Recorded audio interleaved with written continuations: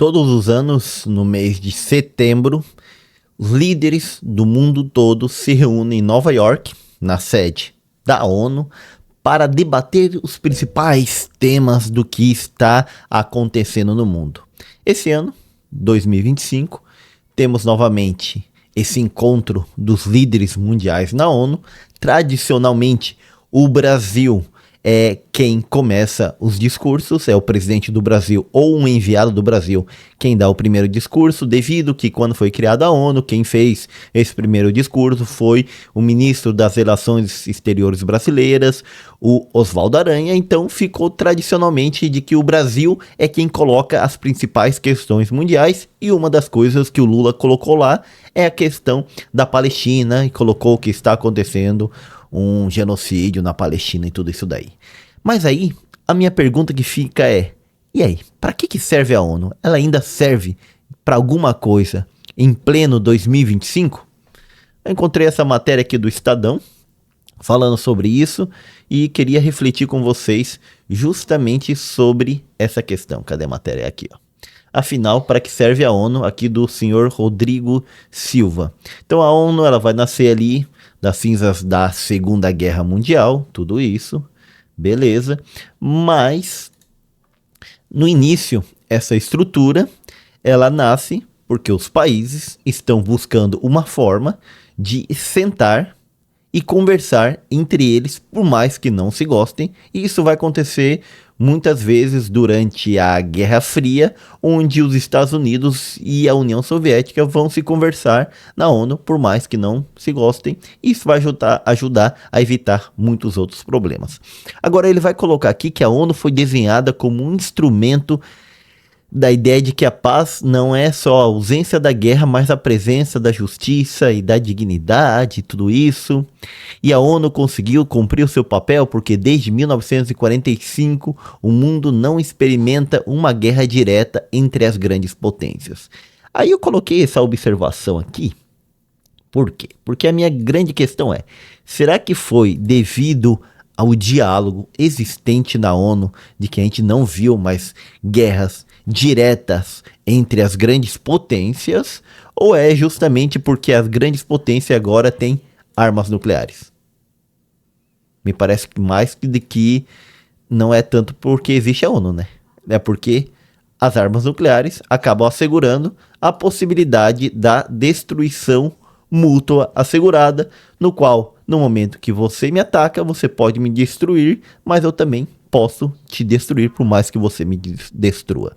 Essa é a ideia do que aconteceu praticamente durante toda a Guerra Fria entre Estados Unidos e União Soviética, e a mesma ideia hoje entre Rússia e Estados Unidos, entre China e Estados Unidos e assim por diante. Então, apesar da ONU servir esse papel para diálogo, tudo isso daí, meio que ela perde importância, porque se eu quiser conversar com alguém, eu vou lá e vou chamar para conversar. Então, agora, por exemplo, o Brasil não está em uma boa relação com os Estados Unidos. Só porque eles estão na ONU, o Trump e o Lula vão conversar? Não sei. Entendeu? É meio difícil essa ideia aqui. E aí a ONU ela vai representar vários problemas. Tá? Ele vai colocar aqui... nos últimos 80 anos, com a humanidade registrou genocídio, tá? Guerras, intervenções brutais, e que a ONU não fez nada. São vários problemas que ela tem. E olha aqui, ó, as críticas que fazem então a ONU, isso aqui me parece interessante. Falta eficiência para prevenir conflitos e massacres, porque apesar de não ter acontecido novamente a terceira guerra mundial, podemos dizer assim, novamente uma guerra mundial, a terceira, continua tendo guerra no mundo todo, mesmo depois da Segunda Guerra Mundial, e a ONU não consegue prevenir isso, ninguém praticamente dá bola para a ONU, e os Estados Unidos mostrou que eles não se importavam com a opinião da ONU, e invadiram o Iraque mesmo a ONU estando contrária, a Rússia invadiu a Ucrânia mesmo a ONU estando contrária. Então, praticamente, se você é uma grande potência, não importa o que a ONU pensa, você vai lá e faz o que você quer. Existe uma hipocrisia na ONU, existe a ausência de verdadeira representatividade entre os países, existe uma burocracia que trava muitas das coisas que deveria ser resolvido na ONU, existe a corrupção na ONU e existe um viés ideológico. Vamos começar aqui, ó, pela questão aqui da representatividade. Hoje, quem toma as decisões na ONU é justamente nessa sala aqui principal, que é a sala onde se reúne o Conselho de Segurança da ONU, da qual fazem parte 15 países, porém, desses 15 países, 5 são membros permanentes do Conselho de Segurança da ONU. E quais são esses países? É a Rússia, a China, os Estados Unidos, a Inglaterra e a França. A Inglaterra e a França, que somados não dão 150 milhões de pessoas. Eles têm mais poder de decisão do que, por exemplo, a Índia, que é o país mais populoso do mundo, ou o Brasil, que é esse grande país que tem, digamos, maior peso aqui na América do Sul do que a França e do que o Reino Unido. Porém, são eles quem tomam a decisão lá. Então, não tem uma representatividade real das populações do mundo e dos países hoje no mundo e da sua capacidade de intervenção regional. Começa por aí. E aí, o que eles têm poder? Tem um poder de veto. Então, se um tema está sendo discutido aqui na ONU, principalmente no Conselho de Segurança, que pode impor sanções, tudo isso, a China levantar a mão e dizer, não quero que seja mais discutido desse tema, o tema para de ser discutido. Vamos discutir sobre Gaza. Os Estados Unidos levantam a mão, não vamos discutir e não vai mais ser discutido. Então, aqui já começa a travar tudo.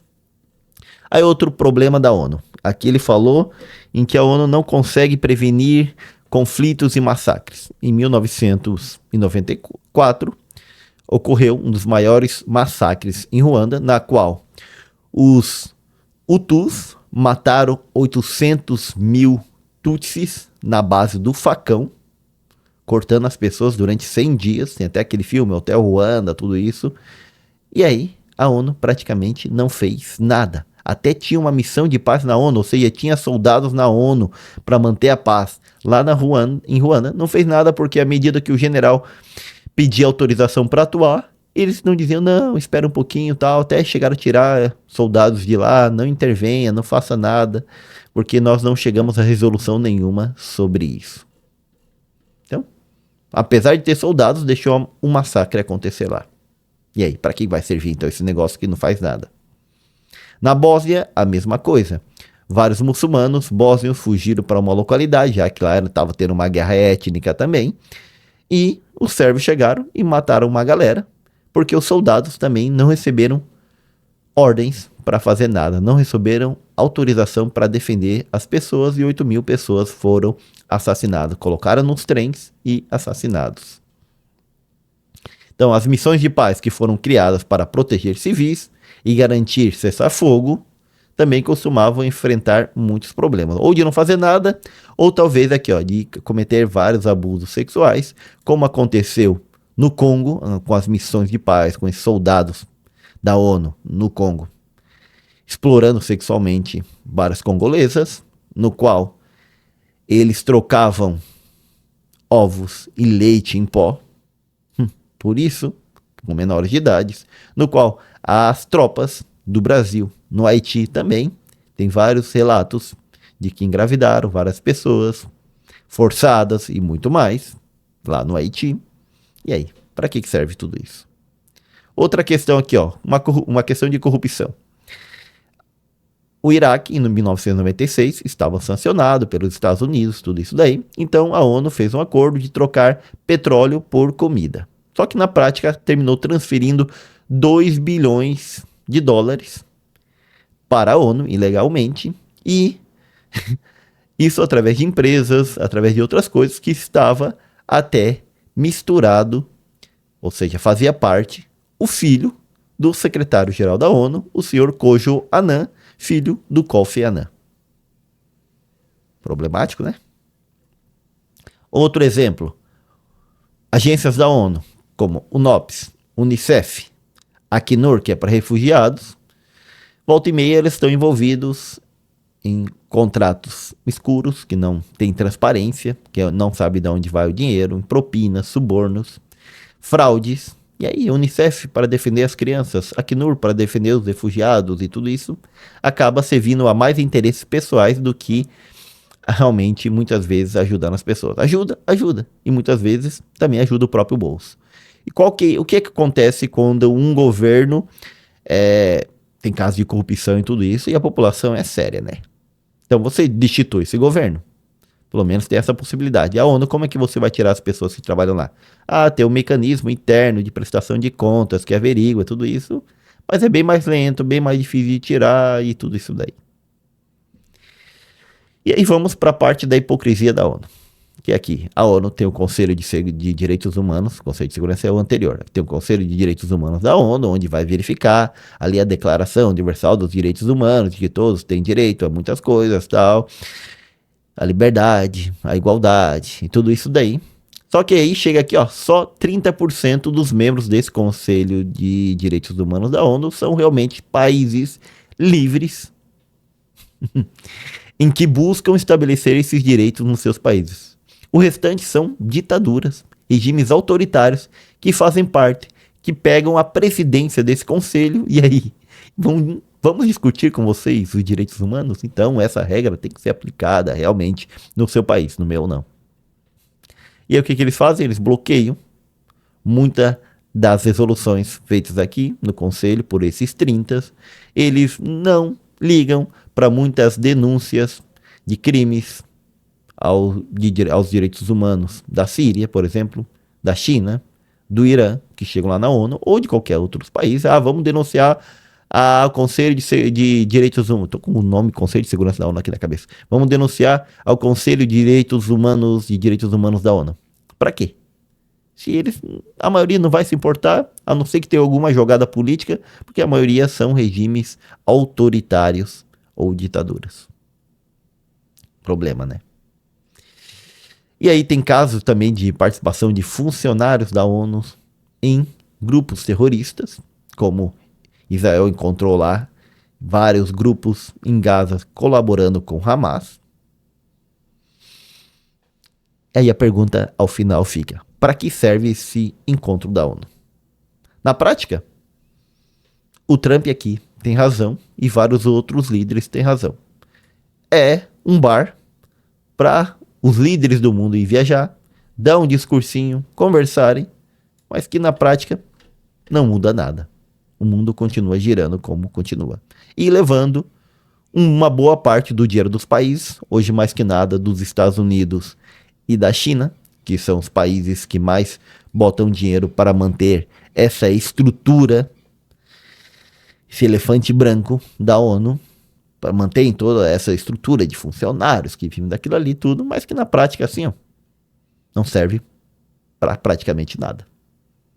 Não toma resoluções e não toma ações e nem tem poder para isso, porque ali estão vários países que pensam diferente, que muitas vezes são opositores e por isso realmente não consegue tomar decisões ou ações que ajudam na prática a melhorar o mundo ou prevenir essas guerras e tudo mais. Talvez seria muito mais interessante ter uma agência de ajuda humanitária direta dos países, assim, tal, um bloco de país cria uma agência, tal, envia. Outro bloco cria outra, mas essas agências aí, internacionais, não sei não. Ou talvez só ter as agências e não ter a ONU, algo assim. E aí, o que vocês acham? Ainda acredito que a ONU serve para alguma coisa? Eu sou o professor Gessé Santiago e aqui tratamos de analisar vários temas da política nacional e internacional, sem políticos e sem ideologias de estimação.